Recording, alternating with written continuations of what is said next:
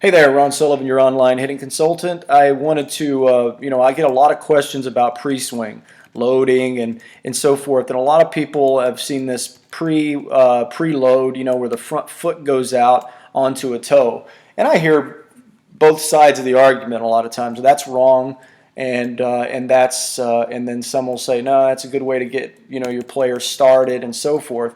I typically don't like the way it's taught, and it's not just a step out on a toe and create separation. I don't know where that comes from, and I don't know why people keep talking about that.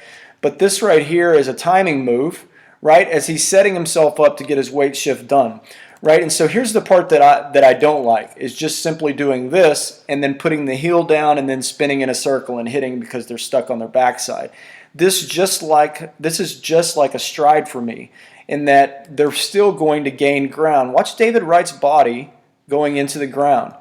This is why I hate it being called a no stride, because what players think of that is that I'm going to come up on a toe and then I'm just going to spin around in a circle. No, he's obviously getting something done here. He's riding that toe into the ground and he's hitting the same launch position that you're going to see a guy with a big stride doing, right? So you can make the argument he's not creating as much exit speed off that somebody like Donaldson or Bautista is.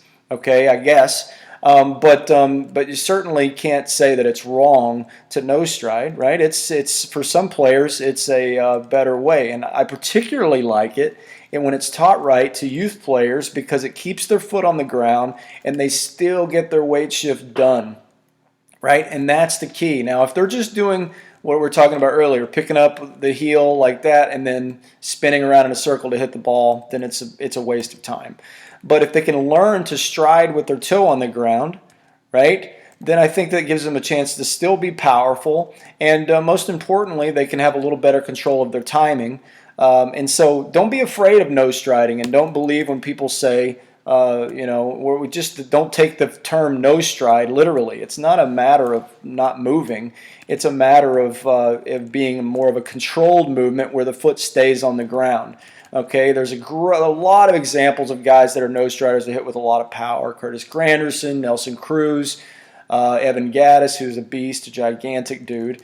All right, and so it's not wrong to do this move. It's wrong most of the time because players don't understand what we're trying to accomplish here. It's not just pick the toe up, create separation, and swing the bat. That's garbage. That's a timing move. Now he's going to get his weight shifted, right? That's that whole point. Excuse me. The whole point of that toe getting up on there is I'm sure he's doing it at a particular time in the pitcher's delivery, no doubt, but he's setting up this. Right? This move where he's going to stride into the ground just like he would if his foot were off the ground. Okay, so don't be afraid to teach this to your players. No striding is, I think, an advantage for a lot of youth players as they're learning. It helps them unload the sequence or the swing with better sequence and so forth as they're learning. Ultimately, if your player begins to show signs of consistently driving the ball and you want a little more power, maybe you can go to a knee lift.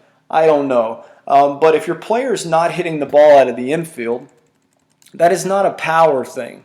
Okay, so don't go to a higher leg kick in order to produce more power.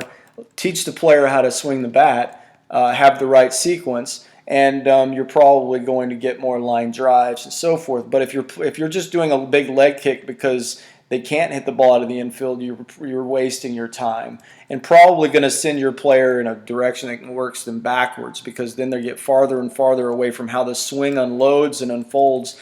And sequence is everything in this game. When you learn the correct way to unload the swing, you start giving yourself a chance to add bigger and bigger moves that are going to create power, but there has to be a foundation around that. So don't be afraid of the no stride, and make sure if they're doing a no stride, they're still striding. All right, see ya.